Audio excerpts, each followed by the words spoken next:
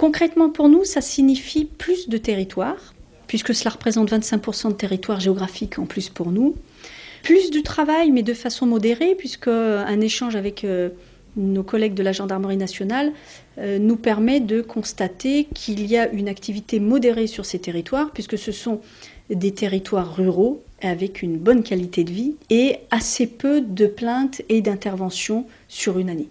Nous allons avoir un territoire plus grand à couvrir, nous sommes habitués, puisque la commune de Coulounier-Chamiers, qui fait partie de la circonscription de Périgueux, est déjà très étendue. Chancelade nous emmène assez loin de nos bases à Périgueux, donc nous sommes habitués. Mais ce territoire en plus et son impact sur notre mode de fonctionnement et les interventions de nos patrouilles va faire l'objet d'une évaluation.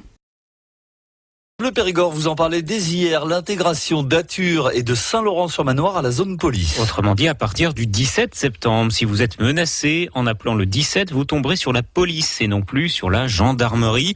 Après la fusion des communes avec Boulazac, 2900 habitants dépendent maintenant de la police pour leur protection.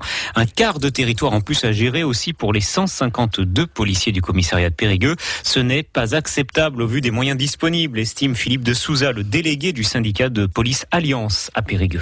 Alors c'est vrai qu'il y a 152 fonctionnaires actifs, oui.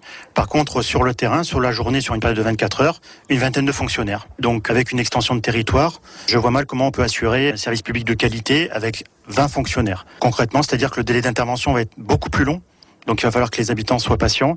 La sécurité en intervention, il y a plein de choses qui vont rentrer en ligne de compte. Oui, mais votre directrice départementale dit, bon d'accord, c'est 2900 personnes, mais c'est des braves gens, calmes. Et puis on fera le bilan dans 2 mois. Alors c'est vrai qu'il y a pas mal de relativisation et de périodes d'évaluation, mais aujourd'hui, ça fait longtemps qu'on réclame des effectifs supplémentaires en Dordogne. Aujourd'hui, on voit que le territoire s'agrandit.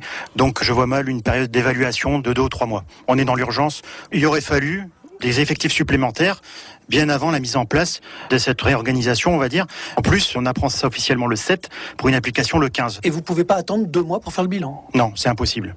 Impossible d'attendre 2 mois.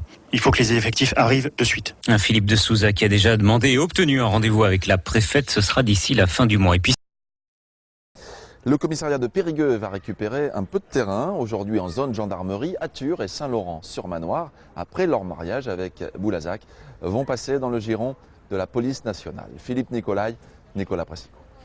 Athur, 1900 habitants, un bourg tranquille. Ici, peu de faits divers. Bientôt, c'est la police nationale qui prendra le relais de la gendarmerie. Je trouve qu'ils ne sont pas assez nombreux, quoi. Il faudrait qu'ils soient au moins un tiers de plus.